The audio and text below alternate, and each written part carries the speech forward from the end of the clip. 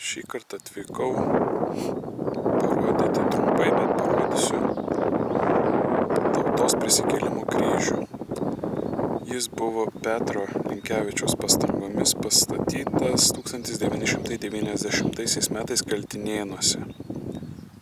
Pasižiūrim, kaip atrodo šis, didžiausias kryžius, ko gero Lietuvoje. Toks kaip postamentas stovintis.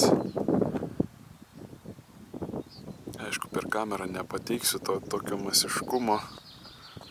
Bet atrodo tikrai įspūdingai, kai arti esi. Ir sako, kad sumanytojas norėjo iš pradžių net dvigubai didesnio kryžiaus, bet buvo įvertinti aplinkos veiksniai ir visa kita ir apsistota ties 19 metrų aukščiu. O toks jis ir yra dabar.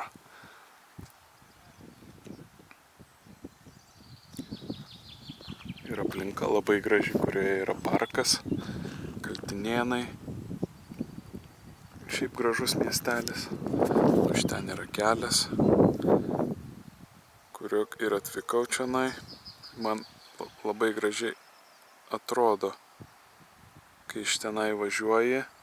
Kaltinėnai taip tokia mini Šveicarija, čia ant kalvos, taip pusiau.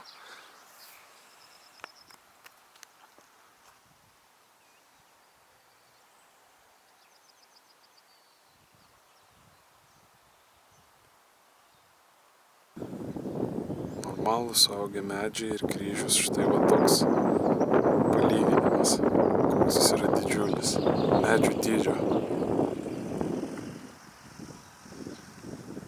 Gedimino stulpai štai.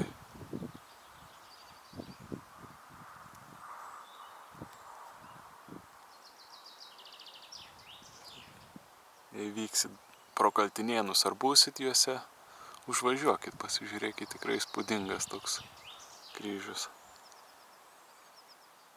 Iki kito karto.